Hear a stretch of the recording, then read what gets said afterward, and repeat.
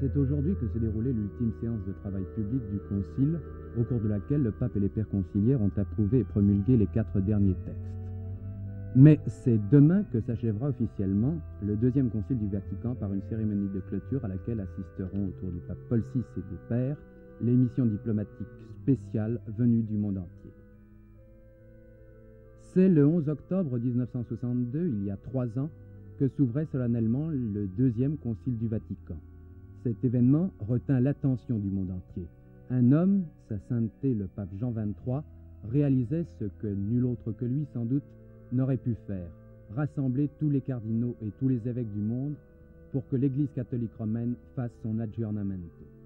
Le but de ce concile, Jean XXIII l'avait défini 1 mois avant son ouverture, une rencontre avec le visage du Christ ressuscité. Il s'agissait non pas d'un bouleversement, mais d'un renouveau. La première session du concile fut plus une prise de contact qu'une véritable session de travail, et cette première phase s'achevait sans que des textes aient été définitivement adoptés. Or, avant la reprise des travaux, le pape Jean XXIII disparaissait. Qu'allait-il se passer? Le concile allait-il se poursuivre?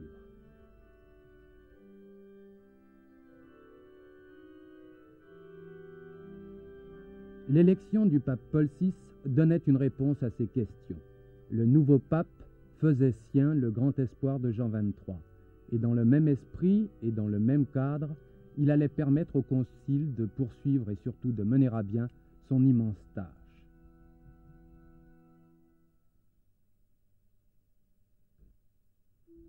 C'est au cours de la 2e, de la 3e et de la 4e session que le travail du concile s'est concrétisé. 16 textes ont été promulgués, 4 constitutions, documents dont la valeur doctrinale est très importante, les constitutions sur la liturgie, sur l'Église, sur la révélation et sur l'Église dans le monde de ce temps. 9 décrets qui ont un caractère plus pratique et qui concernent les moyens de communication sociale, l'œcuménisme, les églises orientales catholiques, la charge pastorale des évêques, le renouveau et l'adaptation de la vie religieuse, les séminaires, l'apostolat des laïcs, l'activité missionnaire de l'Église et le ministère et la vie des prêtres. Enfin, 3 déclarations sur le rapport de l'Église avec les religions non chrétiennes, l'éducation chrétienne et la liberté religieuse.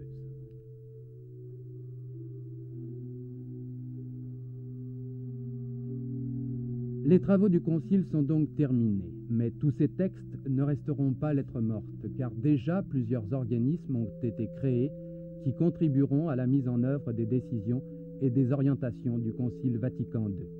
Concile qui restera dans l'histoire de l'Église et du monde comme une époque très très importante.